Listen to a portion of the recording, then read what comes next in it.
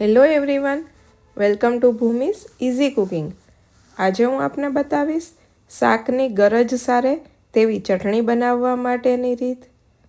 તો આ વિડીયોને છેલ્લે સુધી અચૂક જોજો। ચેનલ પર નવા હોય તો સબસ્ક્રાઈબ કરવાનું ભૂલશો નહીં। શાકની ગરજ સારે તેવી ચટણી બનાવવા માટે મેં અહીં સૌપ્રથમ આદુનો ટુકડો, લસણ, ઝીણી કોથમીર સુધારેલી, લાલ મરચું તથા ટમેટાની છાલ ઉતારી તેના ટુકડા કરી દીધેલા છે। આ રીતે આ બધી વસ્તુ લઈ તેને ખાંડણીની મદદથી ખાંડવાની છે। મિક્સચર બોલની અંદર ક્રશ નથી કરવાની। હવે મેં અહીં ખાંડણીમાં ઝીણા સમારેલા લાલ મરચાંના ટુકડા, કોથમીર,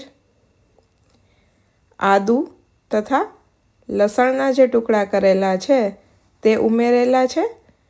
આ બધું અધકચરું થાય ત્યાં સુધી તેને ખાંડવાનું છે। આ રીતે તમે ખાંડશો એટલે થોડી વારમાં જ બધું અધકચરું ક્રશ જેવું થઈ જશે। તમે જોઈ શકો છો કે અધકચરું ક્રશ થઈ ગયું છે। તો હવે તેમાં ઝીણા સમારેલા જે ટમેટાના ટુકડા છે, ટમેટાની છાલ ઉતારી તેના ટુકડા કરેલા છે તે ઉમેરવાના છે। ત્યારબાદ તેમાં સ્વાદ પ્રમાણે મીઠું ઉમેરેલું છે તથા ખાંડ ઉમેરેલી છે। મેં અહીં 2 ચમચી જેટલી ખાંડ ઉમેરેલી છે। તમારા સ્વાદ પ્રમાણે તેનું પ્રમાણ વધારે ઓછું લઈ શકો છો। આ રીતે ફરી પાછું તેને ખાંડવાનું છે। તો તમે જોઈ શકો છો કે એકદમ સારી રીતે ખંડાઈ ગયું છે। તો તેને એક બોલની અંદર કાઢી લો। હવે તેના વઘાર માટે 1 ટેબલસ્પૂન જેટલું તેલ ગરમ કરવા માટે મૂકો। તેલ ગરમ થાય એટલે તેમાં થોડું જીરું ઉમેરી દો। જીરું સતળાઈ જાય એટલે તેમાં 1 ચપટી જેટલી હિંગ ઉમેરો અને તૈયાર થયેલી ચટણી તેમાં ઉમેરી તેને મિક્સ કરી દો।